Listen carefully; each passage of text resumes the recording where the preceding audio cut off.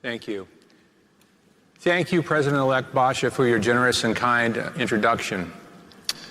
Before I begin my address, I'd like to take this opportunity to thank each of you here today for your interest in this address. Beginning immediately after I was elected president of the AATS, each one of you asked me, sometimes repeatedly, how my presidential address was going. What was I going to speak on?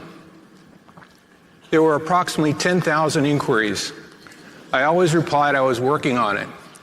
However, word must have spread as my barber, doorman, cab drivers, and even people on the street asked me how my presidential address was coming along. While I personally never saw them, I'm told there were also several billboards asking the same question.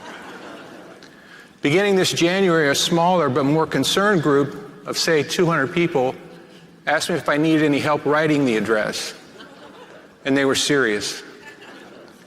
Finally, in April, a smaller group of, say, 20 said they would still love me regardless of how the address goes. These were mainly family members. But let's get started.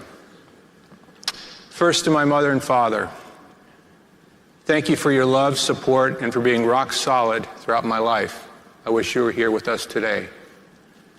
To my wife, Julie, and our girls, Abigail and Maddie, who are here today, thank you for your love, laughter, and much-needed grounding.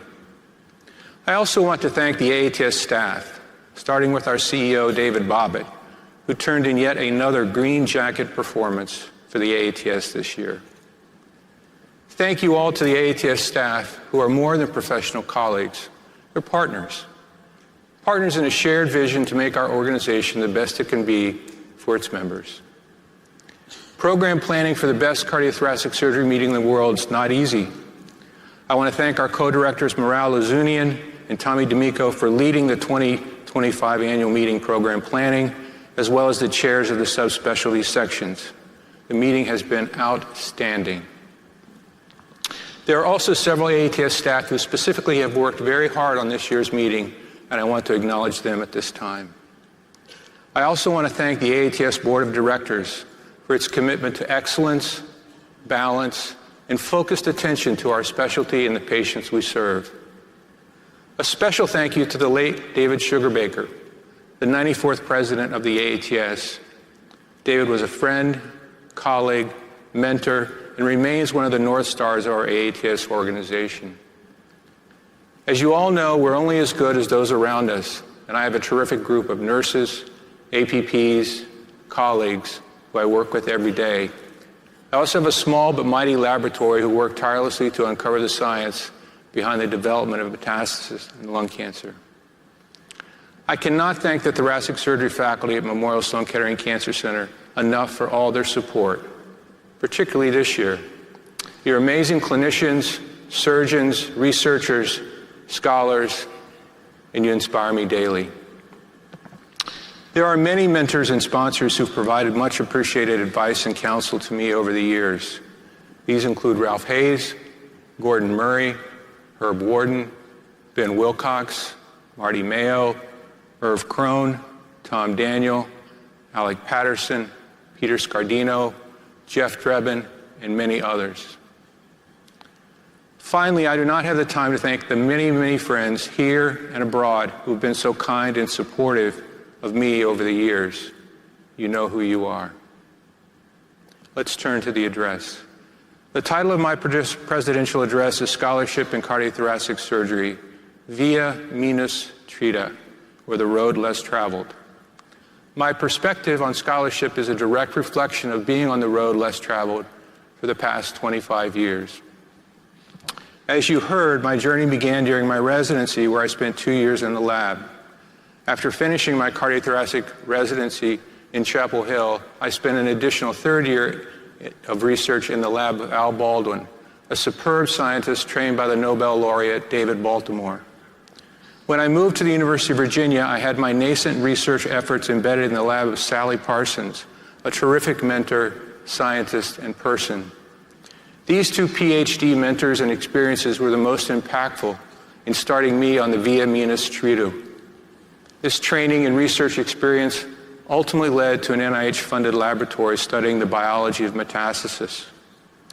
Just as importantly, it gave me the privilege of training and generating scholarship with over 100 students, residents, and postdocs in my laboratory along the way. This background forms the basis for this presidential address. For me, the road less traveled has been the best road, the most interesting road, the most fulfilling road I could have imagined. While the AATS mission statement over the past 107 years of the association's history has always indirectly included scholarship, in 2008, the board amended the bylaws to reflect the importance of scholarship directly and unequivocally to our mission. Our current mission statement is shown here. The mission of the AATS is to promote scholarship, innovation, and leadership for thoracic and cardiovascular surgery. One of the primary benefits of scholarship for cardiothoracic surgeons is to challenge existing care paradigms and dogma that impact our patients. A fair question would be, can cardiothoracic surgeons really do this level of scholarship? Let me show you some examples of cardiothoracic surgeon-led scholarship that significantly changed the care and outcomes of our patients. 80 years ago, an infant born with tetralogy of Fallot was doomed to die. However, after years of scholarship, in 1944, the team of Dr. Alfred Blaylock, the 30th president of the AATS, Vivian Thomas, and Helid Taussig, working collaboratively and across disciplines to create the Blaylock-Taussig shunt, saving the lives of countless infants. Prior dogma was that open heart surgery was impossible. However, based on groundbreaking research to establish cardiopulmonary bypass, in 1953, John Gibbons successfully closed an ASD in an 18-year-old woman. His initial success led to more scholarship and innovation and the development of better oxygenators and circuits by C. Walton Lillehei from Minnesota and Jim Kirkland from Mayo and then UAB. There was competition between these two surgeons that ultimately led them to accelerate the use and safety of cardiopulmonary bypass as we know it today. John Gibbon and Jim Kirkland were the 41st and 59th presidents of the AATS. Heart transplantation was made possible secondary to decades of scholarship by Norman Shumway from Stanford, and its first human application by Christian Barnard in South Africa in 1967. Lung transplantation was slightly more complicated, as it was 16 years later when, after years of working in the laboratory, Joel Cooper from Toronto performed the first successful lung transplant in 1983. I should note that Dr. Cooper participated in multiple failed attempts in the late 1970s prior to his success. Dr. Shumway and Cooper were the 67th and 84th presidents of the AATS, respectively. Finally, the surgeon's role in thoracic oncology, particularly lung cancer, was initiated by Evarts Graham from Washington University in St. Louis when he did the first pneumonectomy for lung cancer in 1933. His patient survived another 30 years, outliving his surgeon. Dr. Graham was the 10th president of the AATS. Appropriate nomenclature for lymph node assessment and staging of lung cancer was first introduced by the Japanese thoracic surgeon Tsugi Naruki in the 1960s. And finally, it was Bob Ginsberg from Memorial Sloan Kettering in Toronto who helped usher in the importance of thoracic surgeons participating and leading clinical trials through multidisciplinary NCI lung cancer study group. There are important themes that emerge in these examples of scholarship. Thomas, Taussig, and Blaylock emphasized the necessity of multidisciplinary teams with diversity of expertise and training. The power of surgeon-led research laboratories that can fuel the next generation of surgeon scientists is also an important lesson. Like Dr. Cooper, all surgeon investigators experienced initial failures, yet they persisted in their work until they were successful. Finally, we observed the benefits of respectful competition between Lillehei and Kirkland and the importance of international surgical leaders such as Barnard and Naruki, generating meaningful scholarship discovery. As shown in these examples, yes, there's innovation and leadership, but the secret sauce for these clinical care paradigm changes is and was scholarship. It's difficult to imagine how many lives around the world were altered by these 12 researchers, and surgeon scientists, but they are just the tip of the spear. It's appropriate to begin a discussion on scholarship by acknowledging when the conversation first started in the United States. The American Scholar is an essay by Ralph Waldo Emerson, delivered initially as a lecture to the Phi Beta Kappa Society at Harvard College in 1837. In the essay, Emerson called for an American scholar who's independent and self-reliant, a thinker and a scholar, who could lead the country in a new direction. He articulated the idea of man thinking as a state of being rather than a profession. We would all agree that defining scholarship is a constantly evolving process. The NIH was initially created in 1887 as a one-room laboratory in the U.S. Marine Hospital on Staten Island, New York. It was officially designated by Congress in 1930, and the NCI was similarly established in 1937. Prior to this time, scholarship in academia was primarily defined as excellence in teaching and educating the next generation. However, following World War II, the importance of science asserted itself as the new scholarship. This scholarship of discovery was firmly rooted in the scientific advances of the time, and as we know, continues to define scholarship today. However, it's important to note, over the next 40 years, it became clear that scholarship was bigger and more diverse than discovery science alone. In 1990, the Carnegie Foundation published the report Scholarship Reconsidered, Priorities of the Professoriate. This document offered a new paradigm for recognizing the full range of scholarly activity. Their recommendations are more inclusive and move beyond the scholarship of discovery to encourage scholarship in teaching, integration, and application. We now realize the wisdom of this expanded definition of scholarship, but we also appreciate the challenges of measuring and valuing scholarship for today's academic cardiothoracic surgeon. We must acknowledge that scholarship is hard. There are many barriers, particularly for surgeon scientists. First, the pressures of clinical productivity, work RVU generation, and patient demands, particularly for cardiothoracic surgeons, are significant.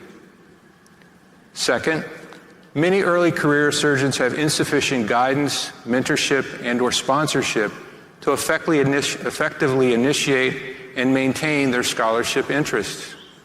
Third, there are legitimate work-life balance concerns and increasingly apparent generational differences in the types of scholarship today's faculty find enjoyable. I find there's an increasing interest in comparative effectiveness and implementation science compared to the scholarship of discovery science. Finally, there's an underrepresentation of certain groups in academia, which leads to fewer role models and support networks for those individuals. As I reflect on beginning one's scholarship journey, I'm reminded of this quote from Sir Peter Medawar. Sir Medawar was a British biologist who won the Nobel Prize in Physiology or Medicine in 1960 for his discovery of acquired immunologic tolerance. He offered this advice to newly minted young scientists. It can be said with complete confidence that any scientist of any age who wants to make an important discovery must study important problems. Dull or piffling problems yield dull or piffling answers. It's not enough that a problem should be interesting. This is the first and one of the most important steps any scholar needs to make. Study something that matters, something that's highly relevant to your clinical practice, something that will make a difference. Shown here are several academic paradigms that can lead to successful scholarship. There are other tracks that, while less common, are also very important that I will not cover today. But these include education and curriculum development, scholarship as cardiothoracic surgeon intensivist in our critical care units, and scholarship in global health. The first track is the discovery science researcher, which is focused on translational research questions that often require a bench-to-bedside approach. This typically is focused on obtaining R01 or R01 equivalent awards.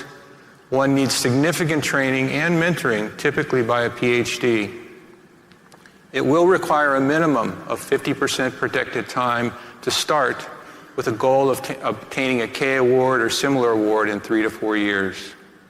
This level of startup is about 75 to 100,000 at a minimum annually, and these scholars absolutely still need to see patients and operate. The track is not sustainable without extramural funding.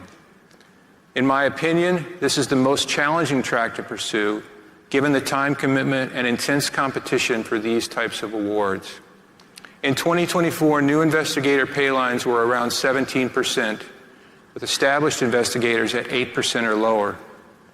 No one knows exactly what the pay lines will be in 2025. Having said that, the professional and personal rewards are significant, and the NIH continues to look for and value surgeon scientists. A second track to scholarship is comparative effectiveness or comparative outcomes research. This is increasingly important given that in 2023, 17.6% of the United States gross domestic product went to finance healthcare. There are huge opportunities to improve access and quality in healthcare delivery. Skill sets obtained through an MPH or a Master's of Science in Clinical Investigation, while helpful, are not required. Mentorship is frequently a PhD or an MD in epidemiology or the School of Public Health. A 70% clinical care, 30% research mix is common, and both K and R awards are available and are solicited by the NIH.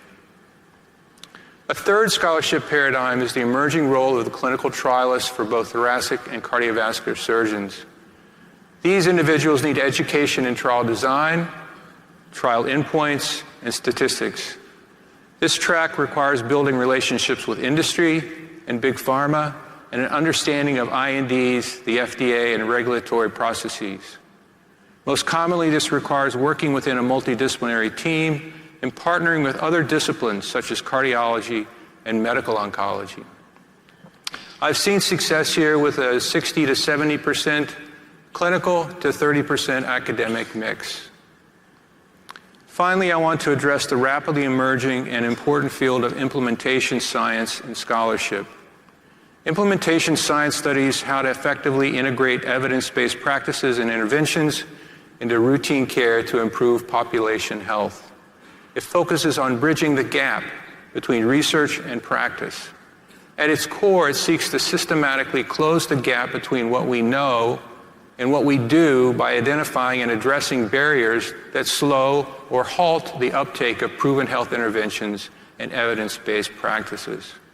This is an important and increasingly popular scholarship track that can offer meaningful benefits to our patients. We heard from Dr. Man Rai about artificial intelligence and scholarship during the Sugar-Baker lecture on Friday. AI is clearly here to stay, and there are components of scholarship where AI can help. These may include writing literature reviews, conducting thematic analyses, visualizing data, writing, editing, referencing, and perhaps peer reviewing. But as we heard from Dr. Man Rai, there are challenges as well. For instance, the biggest argument for AI is increased efficiency. But efficiency is rarely the core norm that drives scholarship. Scholarship should lead and shape what technology we use, not the other way around. AI should enhance, not alienate us from the joys of writing, research, and discovery. Another larger social issue with AI is the quality of access to AI, meaning users who can pay have access to more powerful AI tools. Finally, we must remain ethically vigilant in this new world of artificial intelligence. The question is where is scholarship done well? I would submit that it starts with being part of an institution or a department that has a culture of scholarship, grantsmanship, discovery, and innovation. Quality and consistent mentorship remain the best bet for success in your scholarship. Team science is increasingly appreciated and embraced as it brings a diversity of thought, experiences, and proposed solutions. There must be a culture that understands and accepts that failure happens before success. Finally, working in a group that values the products of scholarship is critical. as well as emphasizing the recruitment and retention of like-minded faculty. Let's pause and take a revisit of the mission statement of the AATS and look carefully at what it says. It states that the AATS will promote scholarship. Verbs matter. Promote means to champion, to advocate, to help, to contribute to stimulate. How is the AATS promoting scholarship? Let me share with you a few examples. Named after Evarts Graham, the AATS established the Graham Foundation in 1973 as the philanthropic arm of the organization. The name was changed to the AATS Foundation in 2017. The AATS began awarding research grants to promote scholarship to surgical residents and junior faculty in 1985. Since that time, we have subsequently awarded over 90 grants during the past 40 years. In 2014, then president of the foundation, Dr. David Sugarbaker, initiated the Honoring Our Mentor, or HOM program. The AATS HOM program acknowledges individuals who've left a legacy of service and scholarship to the AATS and to our profession. Each award offers opportunities for scholarship, education, and cross-fertilization for meritorious students, residents, and faculty. Dr. David Adams, the current president of the AATS Foundation, has robustly expanded the HOM program by honoring Drs. Yacoub, Carpentier, Sugarbaker, Roosh, David, and Miller, among others. The impact of these programs on promoting scholarship for the future of our specialty cannot be underestimated. At this year's annual meeting, we announced our newest Honoring Our Mentor awardee, Dr. Alec Patterson, from Washington University in St. Louis. Dr. Patterson is the 90th president of the AATS, current editor of JTCVS, and a luminary in the field of thoracic surgery and lung transplantation. As you may have heard throughout the meeting, Alec's vision for his HOM program is to focus on promoting scholarship for students, residents, and junior faculty, particularly for surgeon scientists. The AATS promotes scholarship in other ways. Over the past 30 years, our surgeon leaders have visited the NHLBI and NCI leadership to successfully advocate for cardiothoracic surgeon participation on study sections, as well as a reduction in protected time from 75% to 50% for NCI grant awardees. I cannot tell you how many times over the years that I and other members of the AATS Sager Committee met with NCI leadership in Bethesda on the latter issue. Moreover, during the past 15 years, the AATS has held 8 grant writing workshops. These have translated into increasing success rates for NIHK and R awards for workshop attendees, as was published in 2021 in JTCVS by Dr. Joe Wu and colleagues. The AATS also promotes scholarship through the development and education of clinical trialists. Starting in 2014, we've had biannual clinical trial workshops attended by 106 surgeons since its inception. This program has been excellent to introduce younger surgeons to clinical trials. The results of this effort by the AATS are nicely reported by Hunter Mahaffey and others in this month's journal of in this month's JTCVS. Importantly, the AATS has recognized the importance of active participation by thoracic surgeons in trial design, implementation, and accrual. In 2017, the AATS, in conjunction with Memorial Sloan Kettering Cancer Center, formed the Thoracic Surgery Oncology Group, or TSOG. The purpose of TSOG is to promote and support a network of North American thoracic surgery clinical trials to improve the understanding of thoracic cancers and to enhance patient care. Currently, TSOG has 35 study sites in North America, including 4 in Canada. We've completed 2 prospective clinical trials and are opening an additional 5 clinical trials, including 3 new industry-sponsored multidisciplinary trials for the treatment of lung cancer in 2025. 2 of the 3 are international trials, and all are led by thoracic surgeons. This is an amazing effort from the thoracic surgeons in North America and emphasizes once again that surgeons need to be at the table when trials are being developed. It's my pleasure to announce that the AATS has partnered with AstraZeneca to create a fully funded one-year fellowship in clinical trial education for a surgery resident interested in thoracic surgical oncology. This opportunity came about during discussions with Susan Galbraith, Executive Vice President for Research and Development at AstraZeneca last fall. Susan understands that surgeon education and involvement in clinical trials is good for AstraZeneca and the pharma industry, as well as for surgeons. This is a terrific, mutually beneficial effort that will help increase the number of well-trained surgeon trialists. The program is now accepting applications, and I encourage all interested residents to apply for this unique educational opportunity through the AATS Foundation. The importance of preserving and increasing scholarship is universal and knows no boundaries. Today we have surgeons from over 80 countries in the audience, and the challenges that many face are significantly more than we experience in North America. Nonetheless, the message remains the same regardless of where you practice surgery. Moreover, I would argue that whenever possible, there's added value when we can work together on important problems with our colleagues from other institutions in other countries. A prime example of this collaboration is the new relationship that AATS TSOG has forged with ESTS TEST, the recently created European Thoracic Surgery Clinical Trial Group led by Isabel Oppitz. Together, we are now performing the first real-world registry trial on outcomes for pulmonary segmentectomy for small peripheral non-small cell lung cancers. In this initial effort of opening international clinical trials across associations, we see opportunities for scholarship, collaboration, and discovery. I envision similar opportunities with our international colleagues in adult cardiac surgery in the near future. Throughout the 2025 annual meeting, we've heard about the robust progress of the AATS Quality Gateway Program, or AQG. This original scholarship was based on research conducted by Drs. Ishwaran and Blackstone, published in JTCVS last year.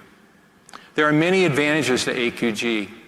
First, a machine learning algorithm with virtual twinning technology. It offers real-time risk assessment to better improve patient care.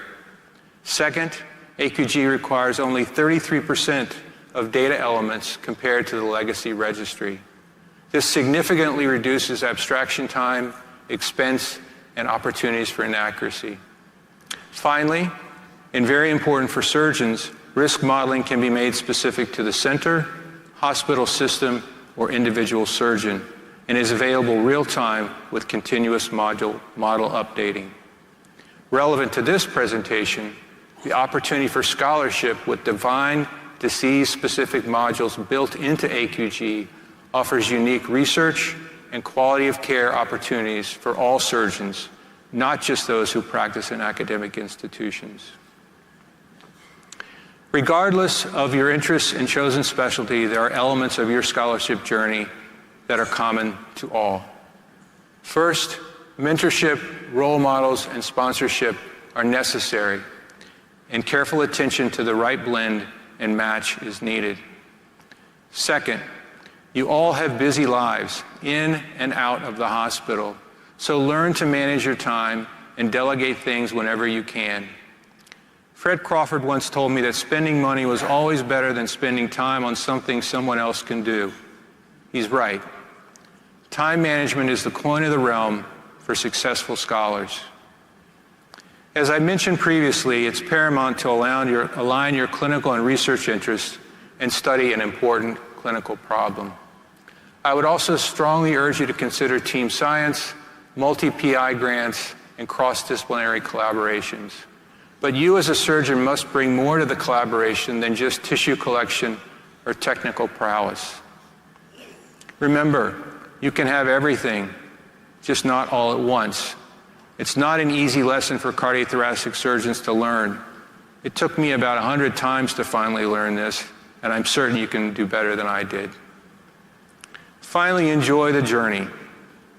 Embrace the highs, the lows, the people, the emotion, the energy, the failure, the totality of the experience. Scholarship should not be taken for granted. As we know, there are growing clouds on the horizon that are unprecedented. This will challenge each of us to find creative ways to fund science and give others the scholarship opportunities we have enjoyed. For all types of researchers, it's a stressful and uncertain time. In these uncertain times, as we look to the future, who will walk the Via Minas Trita? Who will challenge the dogma? Who will see it differently? Importantly, who will be the keeper of the flame? I speak of the flame of scholarship. You will. We will. You here in this audience, particularly the students, residents, junior faculty, and new members, you need to be the keeper of the flame. Yes, you should all strive to be American scholars, but you should also be AATS scholars. Keeping the flame of scholarship alive requires a village. It is hard work.